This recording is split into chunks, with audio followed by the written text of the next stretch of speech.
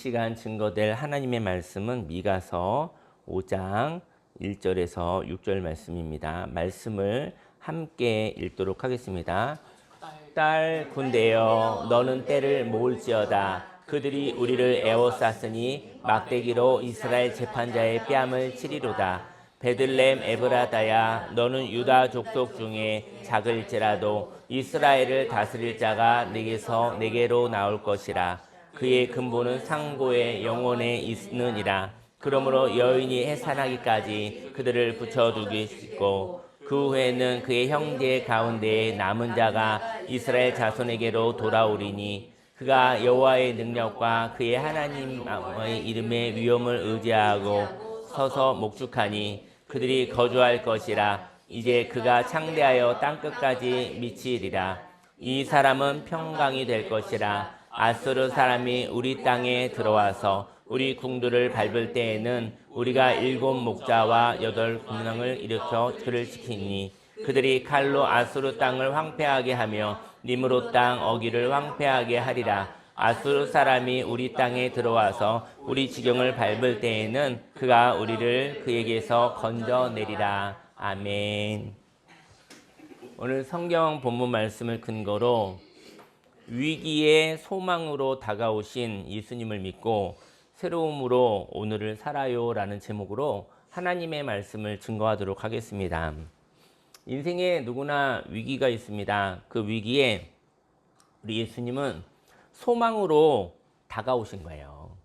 그 예수님을 저와 여러분들이 받아들이는 것이 믿는 것이죠. 믿는 것은 이렇게 뭐 애쓰는 게 아니고요. 그냥 인정하는 거예요. 그냥 이렇게 저희 여러분들이 무엇인가 이렇게 주면은 그냥 이렇게 받는 거예요. 그게 믿음입니다.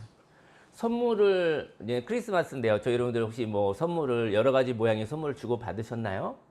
여러분들 누군가가 저희 여러분들에게 기쁜 날 선물을 이렇게 주신 거예요. 선물을 이렇게 받았어요.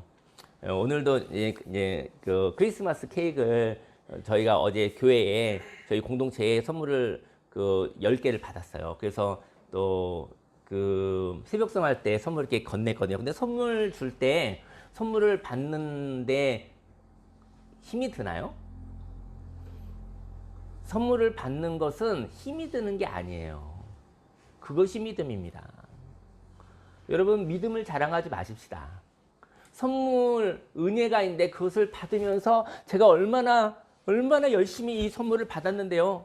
제가 얼마나 믿음이 좋은데요. 제가 세게 봐서 땡겼다고요. 라고 이야기하지 않으시길 바랍니다. 믿음을 자랑하는 것은 믿음은 자랑하는 것이 아니라 믿음은 감사하는 것입니다. 저 여러분들 하나님이 저와 여러분들의 모습으로 오셨어요. 하나님이 저 여러분들의 모습으로 오셔서 생명을 주셨고 또 죽음 가운데서도 도망가지 않으셨어요. 그리고 예수의 부활이 있을 때까지 하나님의 나라, 하나님의 때가 올 때까지 그 자리에 머무셨고 살아나셨습니다. 근데 그것이 저와 여러분들이 남일처럼 바라보고 있었었는데 저희 여러분들이 그 모습을 보면서 그것이 나의 죄를 위하여 나의 연약함을 위해서 십자가에서 죽으시고 사랑하시고 그리고 생명의 날 부활의 날까지 저와 여러분과 함께 하셨다라는 그 사실을 받아들이는 것 거기에 믿음의 의의가 없습니다. 그거 받아들이지 않을 사람이 누가 있겠습니까? 몰라서 깨달음이 없어서 못 받았던 것이죠. 저 여러분들 예수님이 이 땅에 오셨습니다. 그것은 저와 여러분들을 위기 가운데 살리려고 저 여러분들을 그냥 죽게 할 수 없어서 예수님이 이 땅에 오셨습니다. 그 예수님을 선물로 받으시기를 예수님의 이름으로 축원합니다. 오늘부터는 믿음 자랑하지 않기를 바랍니다. 믿음 하나님 제가 그걸 깨달아서 예수님을 내가 알아봤어요. 예수님을 내 방에 모셔드렸어요. 예수님을 내 마음에 모셔드렸어요. 영접하는 자, 그 이름을 믿는 자들에게는 하나님의 자녀가 되는 권세를 주셨으니 그럼 믿음으로 하였지만 그 선물을 제가 깨달을 수 있어서 볼 수 있었어요. 그 믿음은 자랑할 것이 아니라 그 믿음은 하나님이 주시는 은혜였던 것이죠. 인생에서 위기가 있습니다. 위기를 무서워할 필요는 없습니다. 그러나 위기를 향한 구원을 위해 저와 여러분들은 기도해야 합니다. 사람은 위기가 왔을 때 구원을 사모하기를 원합니다. 인생의 끝에는요, 위기가 아닙니다. 왜냐면 인생이 끝난 것이잖아요. 저와 여러분들이 아무리 노력해도 끝을 막을 수가 없을 때가 있습니다. 그러나 저와 여러분들의 마지막을 보며 당황하고 두려워하여 끝이 아닌 사람들이 끝이라고 절망할 때가 있습니다. 저희 여러분들이 인생의 마지막 날은요, 끝은요, 저와 여러분들이 볼 때 끝일 때가 있잖아요. 하지만 하나님이 말씀하시는 것이죠. 끝 같으나 하나님이 끝은 아니다. 위기는 뭐냐면 끝이라는 것은 위기가 아니에요. 끝은 끝이에요. 그런데 마지막 날에 하나님이 이렇게 얘기하시는 것이죠. 마지막 날에 하나님이 무엇라고 이야기하시냐면 마지막 날에 하나님이 끝이 아니다라고 이야기를 하시는 거예요. 여러분, 저와 여러분의 인생 가운데 끝은 아닌데 끝이라고 협박하는 것이 있다면 그것이 위기입니다. 끝이 아닙니다. 근데 끝인 것 같은 절망이 왔었을 때 그 절망이 바로 위기인 것이죠. 위기 가운데 사람들이 있습니다. 위기 가운데 있는 사람들은 남은 삶이 있는 것이죠. 그 위기 가운데 남은 삶을 포기한다면 정말 아까운 사람들입니다. 예수님이 저와 여러분들에게 온 것은 끝은 아닌데 끝이라고 절망하여 인생을 포기할 때 저와 여러분들 향해서 정말 내 아까운 사람들, 그 아까운 사람들에게 절망이 있는데 그 절망 있는 자들에게 소망을 주시기 위해서 예수님이 이 땅에 저와 여러분들에게 오신 것이죠. 오늘 예배를 통해서 저와 여러분들에게 혹시 소소한 절망이 있다고 한다면 그 절망이 변하여 하나님의 소망으로 바뀌어지기를 예수님의 이름으로 축원합니다. 오늘 위기 가운데 있는 사람들을 위하여 예수님이 오셨습니다. 그 절망으로부터 구원하시기 위하여 저와 여러분들의 모습으로 오셨습니다. 오늘 이스라엘을 통하여 메시아의 오심을 이야기합니다. 1절 말씀에 딸 군대여 너는 때를 모을지어다. 그들이 우리를 에워쌌으니 막대기로 이스라엘 재판자의 뺨을 치리로다. 예루살렘에게 군대를 많이 모으라고 했어요. 그 이유는 하나님은 그들이 이스라엘의 재판자 그 왕이 막대기로 뺨을 맞게 될 것이라 선언합니다. 이것은 유다 땅이 함락이 되어지는 것을 의미하거든요. 이러한 비참한 상황에도 유다의 가장 작은 성읍 중에 가장 작은 베들레헴이라는 마을이 있었어요. 이 베들레헴에서는 이스라엘을 다스릴 자가 나오게 됩니다. 인생 가운데 절망이 있습니다. 예수님이 이 땅에 오신 것은 소망이 없는 저와 여러분들에게 오신 것입니다. 아무리 생각을 해도 답이 없을 때가 있어요. 여러분, 생각을 많이 했는데요. 한 달, 두 달, 석 달, 몇 년을 생각했는데도 답이 없을 때가 있죠. 그 사람은 절망하고 많이 생각했는데도 답이 없는 거예요. 절망하고 지쳐서 쓰러져서 완전히 부서져 있을 거예요. 그런데 이렇게 답이 없을 때 저와 여러분들 그런데 이렇게 아무리 생각을 해도 답이 없을 때 그때는 어디에서 답이 나와야 되죠? 그것은 새로운 세상에서 저와 여러분들에게 답이 와야 되는 거예요. 저와 여러분들 인생 가운데 너무 열심히 사는 저와 여러분들에게 아무리 열심히 살아도 답이 없을 때 제가 여러분들에게 게으르게 살라고 하는 것은 아닙니다. 열심히 사는 것은 너무나 좋은 덕목이죠. 열심히 살아본 자들이 바로 은혜를 구하는 것입니다. 열심히 살아보지 않은 자는 은혜를 구하지도 않지만 은혜를 구해서도 안 되는 것이죠. 저 여러분들이 열심히 살아 그리고 지쳐 있었을 때 그때 포기하지 않으시기를 예수님을 축원합니다. 열심히 살았는데 근데 그럼에도 불구하고 답이 없었을 때 그때 하늘을 보십시오. 그때 숨을 한번 크게 쉬십시오. 그때 한 걸음 소소한 욕심 없는 발걸음으로 한번 용기 있게 한 걸음 걸어가십시오. 세상이 달라지고 다른 세상을 보고 경험하게 될 것입니다. 저와 여러분들 새로운 세상에서 저와 여러분들에게 답으로 오신 예수님은 새로운 세상에서 오신 거예요. 답이 없다는 것은 저와 여러분들의 세상에는 그 답이 없다는 것을 의미합니다. 그렇다면 답은 새로운 세상에서 찾아와야 합니다. 저와 여러분들이 습관적으로 자기 자신을 부인하면 안 되겠지만 저와 여러분들이 할 수 있는 모든 방법을 사용하고 난 뒤에도 답이 없음을 경험하시기를 예수님을 축원합니다. 저희 여러분 이렇게 얘기하죠. 답이 없어. 난 너무 열심히 살았어. 난 너무 모든 것을 다 갈아서 인생을 살았어. 그럼에도 불구하고 답이 없어 라는 고백은 위기일 수도 있고 절망일 수도 있지만 그때 예수의 부활이 시작되어지는 것입니다. 저희 여러분들이 하나님의 말씀으로 살아가지 않는 이유는 나름대로 답이 있기 때문이에요. 한번 해보세요. 뭐 이제 하지 말라는 건 아니에요. 하지만 그 답이 답이 안 된다고 한다면 그 반복적인 그 습관적인 삶을 이제 떠나보내면 어떨까 생각이 듭니다. 하지만 답이 없을 때 하나님께도 답이 없다고 단정하지 않으시길 바랍니다. 저 여러분들 답이 없다고 해서 하나님께 답이 없는 것은 아니에요. 내게 답이 없을 때 하나님께 나아가시기를 바랍니다. 그런데 예수님이 오시는 곳은요, 예수님이 오셨잖아요. 그죠? 근데 예수님이 오시는 곳, 그것은 어디일까요? 예수님이 오시는 곳은 예수님을 바라는 자에게 온다라는 것이죠. 예수님을 바라는 사람들은 예수님밖에 없는 분입니다. 예수님밖에 없는 사람은 다른 자기의 삶을 다 살아본 사람이에요. 여러 가지 선택이 있는 사람은요, 절망하지 않습니다. 1번 안 되면 2번으로 가시죠. 2번 안 되면 3번 길로 가시죠. 이렇게 길이 여러 가지가 있는 사람들은 절망하지 않습니다. 유연하게 살아가는 것이죠. 하지만 오직 선택할 것이 없고 선택받을 수밖에 없는 사람이 있습니다. 저희 여러분들이 모든 방법을 다 써보고 나면은 선택할 수밖에 없어요. 다 선택해서 다 해보았거든요. 근데 저희 여러분들이 해본 것을 풍성하게 해보세요. 그리고 난 다음에도 답이 없다고 한다면 그때는 포기할 것이 아니라 하늘을 바라볼 때입니다. 그때는 하나님을 바라볼 때입니다. 그때는 저와 여러분에게 새로운 방법으로 오신 예수님을 저와 여러분들의 베들레헴이 되어서 저와 여러분들이 모셔야 할 때인 것이죠. 저와 여러분들이 이제 선택할 것이 없고 선택받을 수밖에 없는 때, 바로 예수님을 바랄 때인 것이죠.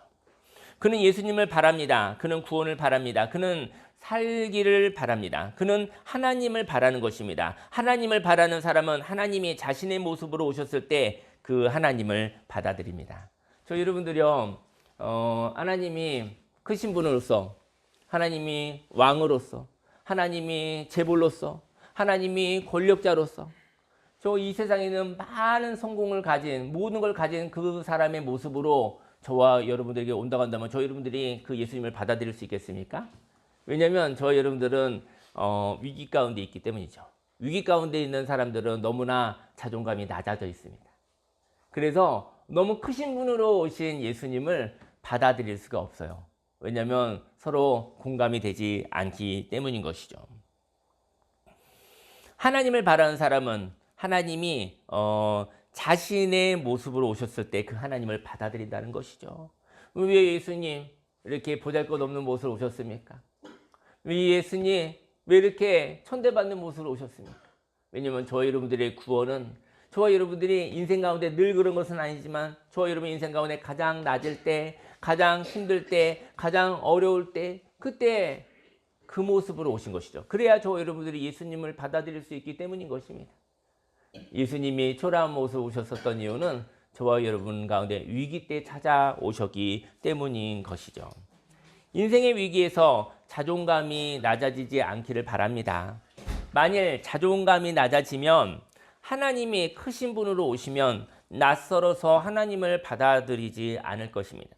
하지만 하나님이 자기의 모습으로 오시면 그 하나님을 받아들일 수 있습니다. 그런데 자신을 사랑하는 자만이 자신의 모습으로 오신 분을 받아들입니다. 참 역설적으로요. 저 여러분들은 예수님을 만나고 싶잖아요. 근데 어느 날 이렇게 얘기한다는 거예요. 예수님 왜 이렇게 못나게 오셨어요? 그러는 거죠. 예수님 왜 이렇게 못나게 오셨어요? 예수님 왜 이렇게 가난하게 오셨어요? 왜 예수님 왜 이렇게 십자가에서 피 흘리면서 병든 자 같이 오셨어요? 왜 예수님 왜 이렇게 바보같이 오셨어요? 라고 하면서 나 그런 예수님 싫어요 라고 예수님을 받아들이지 않는다는 거예요.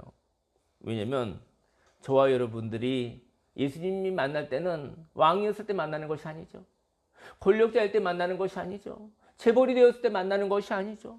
몸 하나 아프지 않고 건강할 때 만나는 것이 아니죠. 죽을 수밖에 없는, 포기할 수밖에 없는, 절망 가운데 있을 수밖에 없는 그 모습 가운데 그 모습으로 오셔야 내가 그 예수님과 이야기할 수 있는 거예요. 여러분, 우리 예수님은 하나님이시고 왕이시고 모든 것을 가진 자이시나 예수님의 초라함은 저와 여러분의 마음의 문을 열기 위해서 저와 여러분의 모습으로 오신 것입니다. 그 예수님을 만나고 그 예수님과 함께 하나님의 나라를 경험하시기를 예수님의 이름으로 축원합니다. 2절에 베들레헴 에브라다야 너는 유다 족속 중에 작을지라도 이스라엘을 다스릴 자가 네게서 네게로 나올 것이라. 그의 근본은 상고의 영원에 있느니라. 베들레헴은요 너무나 작아서 아무도 기억하지 못하는 마을이었습니다. 메시아를 받아들일 수 있는 마음은 메시아가 찾아만 온다면 선택할 수밖에 없는 마음입니다. 베들레헴이 너무나 작아서 그 베들레헴은 예수님이 태어날 수 있는 곳이었어요. 저와 여러분들에게 베들레헴이 있습니까? 저와 여러분들에게 하나님이 다가오시면 그 하나님이 태어날 수 있는 자리가 있습니까? 예수님이 오시면 그 마음을 영광으로 받아들이겠습니까? 나의 마음이 고상하고 기준이 높아서 예수님이 수준이 낮아 받아들이지 못한다면 예수님이 거하실 자리가 없는 것입니다. 주님의 마음이 오셔서 영혼을 살리고 싶은 마음이 있습니다. 예수님이 저와 여러분들을 살리시러 오셨습니다. 그리고 그 예수님과 함께 사람을 살리러 가는 것이죠. 3절 말씀에 그러므로 여인이 해산하기까지 그들을 붙여두시겠고 그 후에는 그의 형제 가운데 남은 자가 이스라엘 자손에게로 돌아오리니 하나님은 한 아이가 태어나기까지 예루살렘을 대적의 손에 붙여두신다고 말하고 있습니다. 메시아가 태어나면 그 포로된 곳에서 돌아온다고 말합니다. 누구나 해방되기를 원합니다. 소망합니다. 근데 메시아가 있어야 그 메시아에게로 돌아오는 것이죠. 4절 말씀에 그가 여호와의 능력과 그의 하나님의 여호와의 이름의 위엄을 의지하고 서서 목축하니 그들이 거주할 것이라. 이제 그가 창대하여 땅끝까지 미치리라. 저와 여러분들은 메시아가 있습니까? 그 메시아의 인도하심을 받으시길 바랍니다. 메시아의 인도함을 받으면 땅끝까지 평화로울 것입니다. 5절 말씀에 이 사람은 평강이 될 것이라. 아수르 사람이 우리 땅에 들어와서 우리 궁들을 밟을 때에는 우리가 7 목자와 8 군왕을 일으켜 그를 치리니 그들이 칼로 아수르 땅을 황폐하게 하며 니므롯 땅 어기를 황폐하게 하리라. 아수르 사람이 우리 땅에 들어와서 우리 지경을 밟을 때에는 그가 우리를 그에게서 건져내리라.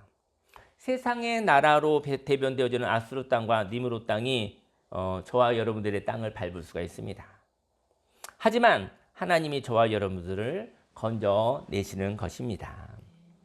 음악을 틀어주세요. 오늘은 예수님 오신 그 성탄절, 예수님 생일 축하하는 날이에요. 예수님 생일 축하하다가 예수님의 기쁨이 저와 여러분들이 있기를 바라요. 저와 여러분들에게 베들레헴이 있기를 원합니다. 베들레헴은요 기억할 수 없을 만큼 작은 고을이었습니다. 그래서 무시받는 마을이었습니다. 저와 여러분들에게 새 마음이 있습니다. 그 새 마음이 들어갈 자리가 있기를 원합니다. 여러분들 절망해 본 적 있으세요? 절망했는데 겨자씨만한 작은 마을이 저와 여러분에게 마음이 있는 거예요. 요만한 구름과 같은 구름이 있는 거예요. 거기가 베들레헴이에요. 여러분 절망했는데 근데 아주 작은 곳에 작은 구름이 있어요. 아주 작은 고을이 있어요. 아주 작고 없는 듯한 새 마음이 있어요. 거기가 베들레헴입니다. 그 마음만 있으면 겨자씨만한 믿음만 있으면 거기에 예수님 태어나실 수 있어요. 거기에 예수님 태어나시면 그러면 온 세상을 구원할 수 있어요. 그 작은 마음이 절망 가운데도 그 마음이 있으면 저와 여러분들의 절망의 먹구름이 밀려나가는 것입니다. 여러분 모든 걸 잃어도 다 좋아요. 돈을 잃어도 좋아요. 권력을 잃어도 좋아요. 건강을 잃어도 좋아요. 안 잃으면 더 좋겠지만 근데 저와 여러분 영혼에 베들레헴이 있길 원해요. 예수님이 거하실 자리, 예수님이 태어날 자리, 그 작은 마음이 있으면 절망의 먹구름은 성령의 바람 안에서 흘러내려가는 것입니다. 새 날이 오는 것입니다. 새 생명이 오는 것입니다. 저와 여러분들에게 새 마음이 있습니까? 그 새 마음이 들어갈 자리가 있기를 원합니다. 새 마음이 들어오면 그 마음이 누룩처럼 확장되어서 저와 여러분들의 경험에서 자유케 하기를 원합니다. 저와 여러분들의 부정적인 경험에서부터 자유케 되기를 예수님의 이름으로 축원합니다. 한 해 동안 2025년도만 얘기할게요. 한 해 동안 저희 참전순복음회 공동체의 그 공동 식사가 엄청나게 혼인잔치집 같은 거 아시죠? 여러분들 다 아시겠지만 그 1년 동안의 공동 식사를 여러분들이 함께 여러 가지 식재료와 또 노동과 여러 가지 모습으로 인해서 우리가 행복하게 식사를 했었습니다. 그런데 오늘은 성탄절입니다. 예, 그분들 일 시킬 수가 없겠더라는 우리 하나님 아버지의 마음이 있으셨어요. 오늘은 그 식사 준비를 하는 시간을 갖지 않고 오늘은 밖에 나서 밥을 사 먹으려고요. 네, 왜냐면 혼인 잔치집에 누군 일하고 있으면 안 되잖아요. 그런 마음이 있었는데 밥 먹으러 가려면 돈이 필요하잖아요, 그죠? 3일 전에 평생 친구였던 남편을 상실한 아내분이 전화가 왔어요. 근데 저희 그 이별학교 5년 전 영상을 찾아서 보고 오셨더라고요. 일주일 전 영상은 안 찾아보시고 5년 전 걸 찾아보고 오셨더라고요. 그리고 나서 얘기를 했어요. 사모님에게 저 평생 친구였었던 내 남편을 잃었습니다. 저 못 살 것 같아요. 근데 이별학교가 있다고 하는데 저 상담 좀 받을 수 있겠습니까? 저 오늘 시간 나요. 저 오늘 당장 갈게요. 그러시더라고요. 그때 사모님이 3개월 후에 오라고 했어요. 3개월 후에는 시간이 납니다. 그랬더니 그 분이 절망을 했대요. 난 3개월 후에 내가 살아있을 것 같지 않대요. 3개월 후에 내가 살아있을 것 같지 않대요. 그분이 살죠. 몸은 3개월이 뭐예요? 앞으로 5년, 10년도 더 살 수 있죠. 근데 그 영혼은 3개월 이후에 죽어 있을 것 같고 완전히 만신창이가 돼 있고 부서져 있을 것 같대요. 그래서 너무나 슬프고 너무나 절망을 했다고 합니다.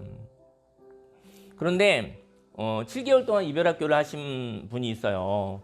그분이 그날 그 이별학교 마지막 날을 하는 날이었는데 그분이 아주 피치 못하게 그날 못 오게 됐어요.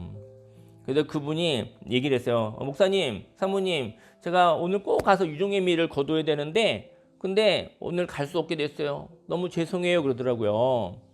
그분은 평생 책임감 있게 뭐 약속을 이렇게 어기는 분이 아니신데 그분에게 어떠한 일이 있었겠죠. 그래서 그분이 이제 부탁을 하시더라고요. 저 못 가게 되는데 괜찮습니까? 허락을 구하더라고요. 그런데 그 3개월을 기다려야 되는데 그 3개월 기다려야 하는 것이 그 무너져서 못 기다릴 것 같은 그 사람에게 그분이 7개월 전에 자리를 만들어 놓으신 거죠. 7개월 전에 자리를 만들어 놓고 그분이 오실 때쯤 이렇게 주차할 때 이렇게 차 오면 이렇게 주차 자리 빼주고 나가시는 분 있잖아요. 그분이 7개월 전에 이 날을 미리 만들어 놓고 이렇게 나가시고 그분이 왔어요. 그분이 들어와서 1박 2일 동안에 이 상담을 받고 쉬고 또 강화도 좋은 음식을 먹고 가셨어요. 그래서 위기를 넘어가신 것 같아요. 죽을 것 같은 분이 숨을 쉬게 된 것 같습니다. 1박 2일 동안 상담을 하고 갔습니다. 하나님이 그를 호흡하게 하신 것이죠. 그분이 지나가고 났는데 30년 전에 저의 대학 동생 친구가 있거든요. 대학교 친구인데 동생이에요. 그 친구가 갑자기 헌금을 보내왔어요. 근데 제가 그런 얘기 들었어요. 그 남편을 잃은 그분을 살리는 일을 하나님이 기뻐하셨구나 생각이 들더라고요.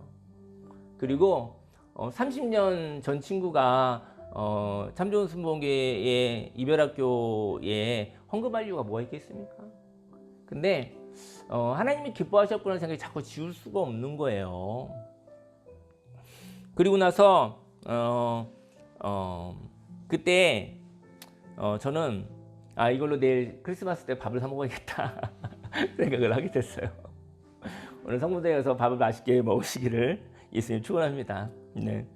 그리고 어제는 새벽송을 했어요. 새벽송을 했는데 새벽송 하니까 식사 준비할 수가 없겠더라고요. 아마 이제 어제 그 새벽 2시부터 식사 준비했으면 우리는 어떤 사람들은 이 크리스마스가 너무 괴로울 것 같아요. 누가 성탄절을 만들 거야? 그래가지고 내 성탄절날까지 밥을 준비해야 되는 거야? 뭐 그리고 얘기는 안 하시겠지만 속으로 가끔 할 수도 있겠죠. 모두 다 즐거운 날이 되기를, 오늘은 기쁜 날이 되기를 바랍니다. 5년째 성탄절날 케이크를 선물해 주신 분이 있어요. 근데 그게 굉장히 좋은 케이크래요. 근데 저는 어제는 기대하지 않았는데 어제 새벽송 하려고 하는데 그분이 케이크를 10개를 가져오셨어요. 그 새벽송 할 때 이렇게 또 부끄럽지 않게, 그래도 교회에서 가는데 부끄럽지 않게 이렇게 선물을 하나 할 수 있어서 너무, 교회가 또 때로 부끄러울 때가 있잖아요. 근데 아유, 선물까지 챙겨주시는 우리 하나님, 저희 여러분들 인생 가운데 의미 있고 가치 있는 삶을 살아왔었을 때 저희 여러분들을 부끄럽게 하지 않으시는 우리 하나님을 찬양합니다. 선물을 받고 선물을 하는 삶을 살아가시기를 예수님으로 축원합니다. 어제는 그 새벽송을 하면서 그 케이크를 전달했습니다. 오늘은 크리스마스 선물로 식사를 성모도에 가서 합니다. 그리고 우리 큰아들에게도 좋은 일이 있었어요. 강화 학사라고 저희 이제는 그 강화도 출신 사람들이 대학교 다닐 때 저렴하게 쓸 수 있는 기숙사가 있어요. 근데 2년을 썼는데 2년밖에 못 해요. 그 내년에는 학교 기숙사에 들어가야 돼서 아마 한 학기에 한 140만 원 되니까 1년이면 한 300만 원 돈 정도가 일단은 기숙사비만 필요해요. 그래서 이제는 안 되어져서 글로 가야 되나 이렇게 생각을 하고 있었는데 어제 이제는 연락이 왔어요. 응? 엄마, 저 그 1년 더 쓸 수 있게 됐어요. 다 크리스마스 선물이죠. 그래서 교회 있는 어떤 집사님이 자꾸 저한테 밥을 사라고 그러더라고요. 사긴 사야 되는데 예쁘고 미워요. 그렇습니다. 이것도 하나님의 선물입니다. 거절할 수 없는 요구를 하길래 오늘 점심으로 퉁치고 싶은데 저녁까지 사라고. 오늘은 하나님의 선물입니다. 어제는 새벽송을 하는데 강화에 집을 짓고 새벽송을 받는 집이 있었습니다. 처음 집이었어요. 집을 짓고 집 짓는 거 힘들잖아요. 힘들게 짓고 그리고 이제 준공을 받아서 포장지를 뜯은 집에서 새벽송을 했어요. 근데 거기에 이렇게 생일 파티 같이 해주셨는데 너무 저 사모님하고 저 감동이 되는 거예요. 예수님 생일을 이렇게 소중하게 2025년 전에 말구유에서 태어나셨는데 우리 예수님의 생일을 갖다가 이렇게 마음을 이렇게 되어줘서 하는데 그냥 그분은 이제 첫 집을 지었고 또 이렇게 선물 받았었으니까 그분의 이제는 소중한 마음이었겠죠. 그런데 이렇게 예수님이 소중히 여김을 받은 것 같은 그 느낌이 너무나 좋더라고요. 우리는 이제 나의 생일을 소중히 여기지만 예수님 생일 언제부턴가 너무나 가치 없게 기억되지도 아니하고 그렇게 되어졌었던 것 같아요. 집에 저희 여러분들은 베들레헴입니다. 저희 여러분들이 영혼이 베들레헴입니다.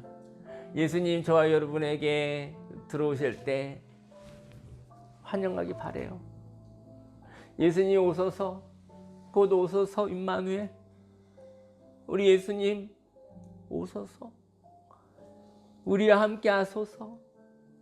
마음과 같이 너무나 미약하고 세상이 볼 때는 절망스럽고 세상이 볼 때는 아름다운 것 하나 없으나 하지만 오시면 내가 마음의 문을 엽니다.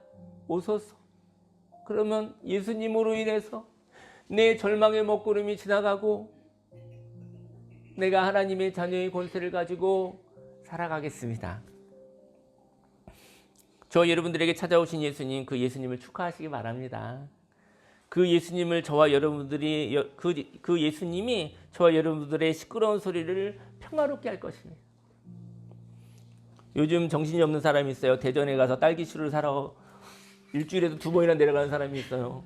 5시간이나 기다려서 산다고 하는데 이게 은혜입니다. 이게 제정신이 아닙니다. 지금 내년에 안 할 것 같아 내가 볼 때는. 내년에 하라는 건 아니지만 내년에 안 할 것 같아. 내가 분명히 안 할 것 같아. 지금 은혜 가운데 인생하는 거지. 응? 저 여러분 인생 똑같은 삶 못 삽니다. 그 마음 부어져서 하는 거지. 다른 미친 사람이 갈지도 모르지. 여러분 그런 분이 있어요. 제정신이 아닙니다. 그 케이크로 우리 예수님 생일을 축하하려고 합니다. 우리 성무대에 가서 맛있는 음식 먹고요. 와서 대전에서 5시간씩 뭐 왔다 하루를 왔다 갔다 오고 그 추운 시간에 새벽 그렇게 추웠대요. 근데 전국에서 그걸 사러 온대요. 참 좋은 순복음교회에서 거기서 갔다 올 줄은 꿈에도 몰랐습니다. 저 여러분의 영혼에 우리 예수님이 태어나셨습니다. 저는 오늘 이런 얘기하고 싶어요. 여러분과 저의 인생 가운데 어떤 모습이라 할지라도 예수님 오시면 문 열어드리세요. 그리고 지금은 드릴 예물 없으나, 지금은 내가 환경이 좋지 않아서 뭐 드릴 수 없으나 그 예수님 들어오실 때 축하하시기 바랍니다. 이 세상에 많은 문제 많으나 그 문제 아무것도 아닙니다. 예수님 저희 여러분에게 오시고 그 예수님이 평강의 왕에 오셔서 저희 여러분의 영혼에 그 시끄러운 소리들이 없어질 수 있다고 한다면 그 예수님을 통해서 하나님의 나라가 임하게 되어집니다. 2025년도 한번 이제 한 주밖에 안 남았는데요. 이번 한 주 며칠 남은 시간에는 제가 한번 그냥 제안을 해볼게요. 요 며칠만 불평하지 맙시다. 요 며칠만. 불평할 거 많죠. 그죠? 나라 욕도 해야 되고 욕할 거 엄청 많죠. 하나님 욕도 해야, 하나님 감히 욕 못하나? 어쨌든 뭐 책임져 가고 살아야 되니까. 하지만 요 며칠 요 한 주 2025년도에 하나님이 행하신 일들을 한번 이야기하는 시간을 가지시고 2026년도를 맞이하면 어때요? 2026년도도 사람이 보기에는 뭐 특별하게 좋은 일이 일어날 게 없어요. 사람이 볼 때는요, 통계적으로 보면 그렇게 선한 게 있을 게 없어요. 하지만 2026년도에 좋은 일이 있습니다. 세상엔 좋은 일이 없어도 저와 여러분들에게 각 사람에게는 은혜가 있습니다. 그렇죠? 그래서 그리고 저와 여러분들이 은혜를 받아 행복하게 사시고 그리고 여러분들이 빵긋빵긋 웃으면서 어두운 가운데 빛이 되어서 돌아다니시기 바랍니다. 미친 사람이 돌아다니는 것 같지만 미친 것 같지는 않고 저 사람과 함께 있으면 인생이 바뀔 것 같고 그런 일들이 있기를 예수님을 축원합니다.